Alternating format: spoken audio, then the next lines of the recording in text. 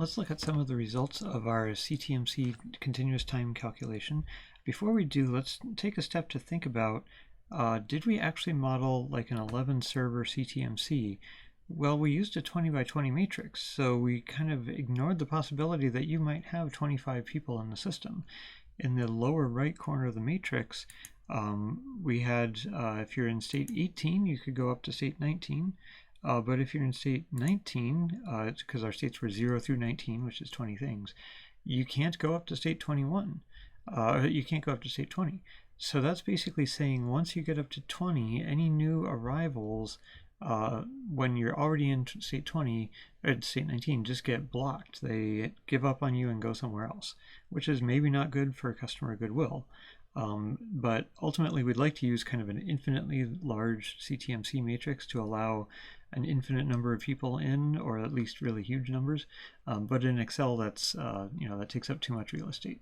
So we got to keep that in mind, that we're not actually operating a full 11 server system. We have this cap of 19 people in the system. So let's go see what happened. We can think about the mean number in the system, and let's sonify that. So here we were starting out with starting with 0 people in the system to begin with. So let's listen to what the mean does. Oh, I need to rescale it. Hold on. So it kind of sounds like it levels out. But starting at 0, it has that warm-up effect. Let's listen to the standard deviation of the number of people in system. Also kind of levels out. So the mean is ending up around 12, and the standard deviation is ending up around 4. So the standard deviation is roughly equal to the mean, a little bit larger than the mean. And then we can also listen to the probability that the system itself is full. That would be the probability that we're blocking any new arrivals. So let's go try that.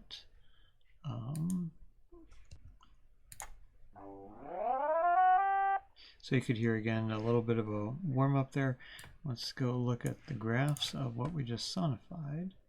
So we can see, starting from an empty system again, the mean increases with kind of an exponential decay toward a horizontal asymptote. It's probably not exactly exponential, but at least roughly. And the horizontal asymptote seems to be a little above 12. The standard deviation does the same basic thing, increasing to a horizontal asymptote around 4. And the probability that we're in the full state starts at 0 and then has kind of an S-curve up toward a probability of around 0.06. So blocking 5% of the time. Maybe you can live with that, maybe you can't. That's some queuing theoretic considerations. We can also think about how are the actual state probabilities changing in time, like the probability of being in state 0, the probability of being in state 1. And the probability of being in state 0 started at 100% because we started with an empty system, and that just dropped pretty much exponentially towards 0 as time went on. The probability of being in state 1 started at 0 and then increased pretty quickly and then fell off again, kind of like a lot like a surge curve. The probability of being in state 2 increased not quite as quickly as state 1 and then fell off again not quite as quickly. So what we're seeing here, it kind of looks to me like a bunch of different threads of different colors braided together, each of them being a surge curve roughly, but they don't all drop down towards 0 again. Each of them is approaching its own asymptote, usually around like 0.02, 0.03 probability. So it's kind of hard to interpret that plot to know, like, well, what's the average number of people in the system?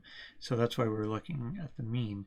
It's also interesting to look at the probability distribution at any one point in time. So to make that easier, here in AT, AU, AV, etc., I've used VLOOKUP to gather some slices from our big old calculation.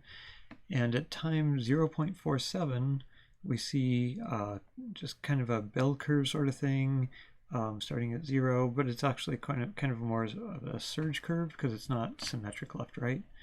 And then as time goes on, the peak of that curve moves off to the right, and the tail of it doesn't fall as fast. And for the larger time points, like time 7-ish, the tail falls off fairly slowly and ends up at a strongly non-zero value of about 0.05. That's the probability of blocking. So we see the number of people in the queue has kind of a bell curve, but then a longer tail than a bell curve would have. Technically, in the long run, it's Poisson up to the number of servers and then geometric decay from there on out. So one last thing to think about here, what does it mean to reach steady state? It means that things aren't changing.